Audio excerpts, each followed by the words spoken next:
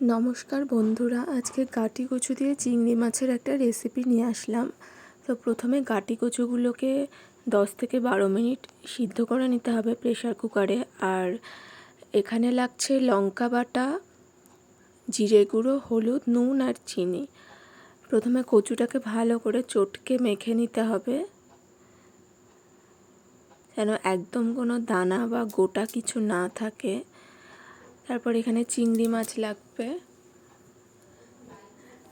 অল্প তেল দিয়ে এর মধ্যে শুকনো লঙ্কা আর কালো জিরে আর গোটা জিরে ফোড়ন দিতে হবে। ফোড়নটা ভাজা হয়ে গেলে সেদ্ধ করে রাখা কচুটা দিয়ে দিতে হবে।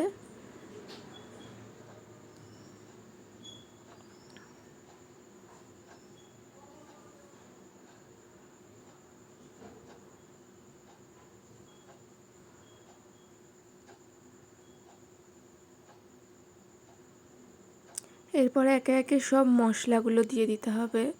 কাঁচা লঙ্কা বাটা, জিরের গুঁড়ো, হলুদ, নুন, চিনি সব পরিমাণ মতো দিতে হবে। দিয়ে ভালো করে নাড়াচাড়া করতে হবে। কচুর সাথে সমস্ত মশলাগুলোকে মিশিয়ে নিতে হবে ভালো করে নাড়াচাড়া করে।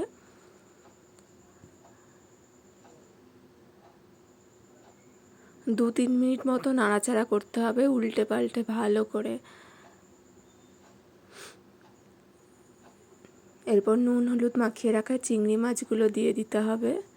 আবারও ভালো করে নাড়াচাড়া করতে হবে।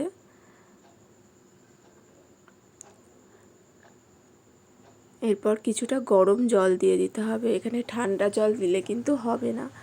আর যে কোনো রান্নায় গরম জল দিলে কিন্তু টেস্টটা আরও বেশি ভালো হয়। তো গরম জল দিয়ে ভালোভাবে নাড়াচাড়া করতে হবে। তো দেখতে পাচ্ছ কতটা গ্রেভি টাইপের হয়েছে। ব্যাস, এরপর ধনেপাতা কুচি দিয়ে আবারও নাড়াচাড়া করে নামিয়ে ফেলতে হবে। রান্না প্রায় কমপ্লিট।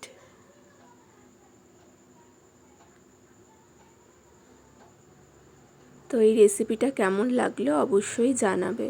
তো ভিডিওটা এখানেই শেষ করছি।